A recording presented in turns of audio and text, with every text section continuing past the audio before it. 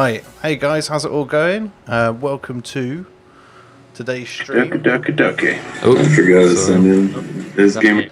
That's alright, mate. Right, cool. So today we are talking to Broc, who is the lead developer of a game called Guardians of a Rose. And basically today what we're going to be doing is we're going to be talking about the game, where it's currently at, where it's heading, Broc's Kickstarter, and generally just everything about the game. Okay, so it's Guardians of the Rose. If anybody needs to search it, it's the. But Guardians of the Rose is about you, a kid, 14, 17, doesn't matter, whatever your age you want to think of him as, that has always wanted to join the Royal Guard. That's been his life's ambition. They're the law keepers of the king. They keep the peace in the kingdom, right? And as soon as you join the Royal Guard, you discover that it's been tainted by witchcraft. Instead of hunting down witchcraft to destroy it, they've been using it, and the use of it has made them turn evil, or however you want to chicken and egg that. And your goal is to restore peace to the kingdom, however you want to do it. What sort of got you thinking about this project? What got you sort of moving into it, if you like? I read a lot of high fantasy books. I like Legend of Zelda. Yeah. So probably just some random day when I was sitting in bed, like put those two together and let's do it. A bit of a light bulb moment. Right. So have you been making games sort of a lot in the past? Is this your first go at something like this? I've been making games for 4 years. I started on Flash games. I doubt anybody's in here from either of my Twitch communities that I've had, but a lot of them guys be familiar with some of those. In regards to the project and things like that, thinking about things like the Kickstarter. Now, I know obviously for yourself, the Kickstarter is really sort of quite a big influence on where the game goes. But what does it? So what happens with the Kickstarter? Constant updates. I get to send updates, and that's been a cool thing. Anytime that I have any questions, like I just last week I got people to give me suggestions for the name of the character. And I didn't even know if I was going to name the character, and I threw that out. Should I name the character? It was like 80% said yes. So then we go to throwing out another poll, like, what should I name the character? And once I got like 4 pretty solid suggestions, I threw those suggestions up on another poll, and we got the character's name as Thorn. What kind of an RPG are you going for? The biggest influence for the RPG would be Elder Scrolls Morrowind. I think most people have played that game. When I played that game, it changed my life, really. It's just so open. Like, Grand Theft Auto was the first open world game I played, Grand Theft Auto 3, and then like a year later, Grand Theft Auto, you commit crimes. It's not super open world, but a year later I played Morrowind, and that is like crazy open world compared to Zelda or anything that I've played before. Mario, you play Mario 64, open world, where you run around and go in the doors and the pictures. But that's like it before that, I think. Well, as far as sort of production and things like that have gone for it so far, then Broc, have you what have you created so far? Where's your project at? I'd say at pretty much an alpha stage. There's a couple things that I still want to build out, so it's probably more accurate to say pre-alpha, but because I haven't put this on the Kickstarter or anything, and there's no guarantee that I can get it in, but I want to make a countering system. Okay. It's real basic, just where an attack, you can counter an attack with an attack. Parry. Oh, right, yeah. Gotcha. I want to make a parry system. The thing that kind of really drew me in about your game is that you said it's set to feature moral decisions that's ultimately going to impact the end game. And kind of moral decisions are what really draws me into games, because it's potentially never going to play out the first time you played it.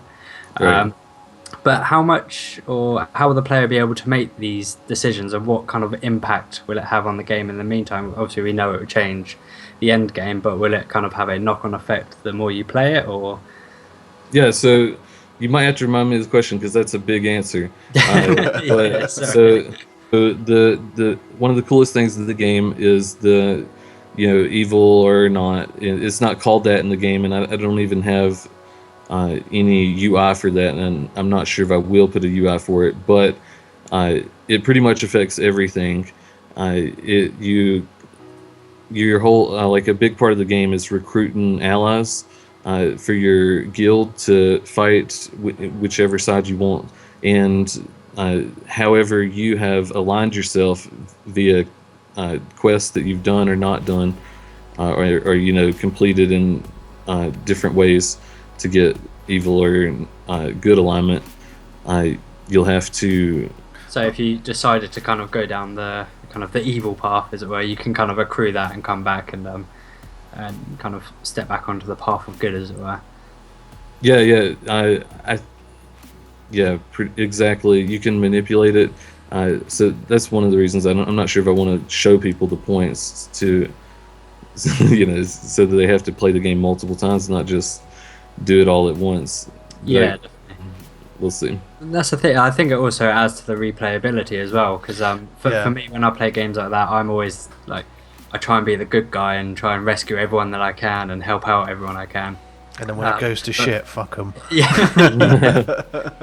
But for me, as soon as I finish and I've got the ultimate light ending, I'm just like, nah, I just want to go evil as shit now. I don't care about anyone. I just want to care about myself. So kind of having the option there definitely adds to the replayability. So that's really cool. Yeah. No, I think that's definitely a good feature for the game. Dark Souls would probably be my favorite game that I've played over the past 5 years at least. Was this the most recent Dark Souls, or is this the I franchise in know general? I haven't even had time to play 2 or 3. I've only played Dark Souls. Same. It's one of those games where I kind of want to give it a go, but then I've seen the kind of the clips of you go to a chest and it just opens up and destroys you. And it's not as hard as people say. So yeah, you gotta once you get halfway through the game, you gotta start slicing chests every time before you open them. That's for sure. Yeah. Obviously, with things like E3 being happening now, is there any games that got announced that you thought, that I'm gonna play? That is probably the game. That's the game highlight for me this year. No, I haven't even looked at any of it. You haven't? I'm definitely. I will watch all the Pokemon stuff. That's something we just skipped over. I really love Pokemon, so I'll watch all that stuff that's announced. But I don't have time to. I don't have time to do that stuff. I got a game to make. Got games. Got games to get out there, mate. Definitely. The biggest one has definitely got to be Battlefield 1, for me personally.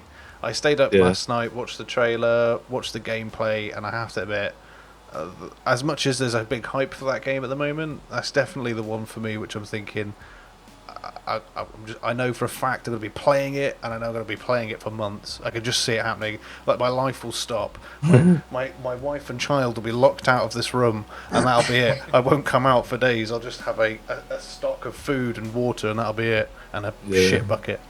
But so, a normal day then. Yeah, pretty much just a standard sort of day for me. Some games you play and you think that was an amazing game. It might look like shit, but it was a good game. It was fun. It could have a really good story. It could be very immersive in the way of the characters and that sort of thing. A kind of key example for that for me, and I'm not saying that the graphics are shit in any way. It's just a kind of not a realistic example of graphics. Is Life is Strange. You've got very cartoony graphics. It's not a massive open world, so you couldn't go out and see massive landscapes and that kind of stuff. It was just purely focused on the story. Yeah. And I'm going to say, I'm going to throw it out there, that is definitely my favourite game of 2015. I played it this year, I missed it last year. Yeah. But looking back on it, I don't think any other game comes close to being, of having such an interactive story that kind of really draws you in as well. I mean, I'm going to put it out there again, I cried when it ended, just because it really pulls on me. Good cry, I know, mate. I know. A little bit. But it just kind of goes to show that kind of it's not all about how good a game looks or nice and crisp and pristine and all that kind of stuff. If you kind of got a core element that really grabs your players in, kind of onto a winner. When somebody makes a decision in the game, how much of an impact is that going to make? Is it the sort of thing where Telltale Games is you have to choose between two people? Or are we talking like something which is noted, if you like, and it's a kind of a character might not necessarily be so favourable towards you? I guess you could say both. Yeah. You get a combination of sort of really hard decisions and a couple of lighter things which people may overlook, sort of thing, as they're playing. Yeah, there's going to be a lot of stuff that I imagine the first time people play through, unless they have in their head that like they want to go good or bad, they're going to not even realize that they're making decisions. Yeah. Like Yeah. a lot of probably most of the quests in the beginning of the game, like the beginning third of the game, like will not have an obvious outcome. Yeah. That's like you need to choose right now, good or bad. Take Telltale series as an example, just for their big decision making sort of stances on things, and I do find that sometimes they make you do a big decision very early on in the game, which I think can sometimes be a little bit overwhelming because you sort of think, well, hang on a minute, I don't know any of these characters, I don't know where this is going. I think if it was more subtle, it would be good because, like you say, the sort of angle that you're taking there, where it's not something that I would necessarily obviously notice that I'm doing. I think that's got quite an interesting sort of turn on it. If I'm honest with you, I quite like the idea of that. I guess it kind of brings out the person who's actually playing it. If you're making these decisions without even knowing it, and then you end up with I don't know, like a bad ending or something like that. Am I really a horrible person? Or That's too funny. I never thought about that, Mike. That's funny. That'd be quite, I think you could come out with like a little metric score at the end of it and just said, did you know that for 58% of the game you were a dick? You were horrible. I think your percentage would be a lot higher, Jack. I'd just like to thank Mike for his time today, for coming in onto the stream, and I'd also like to thank Broc today for coming in and talking about his game. But yeah, I think that's a good time to wrap it up, guys, so I'm just going to sign off. See you later.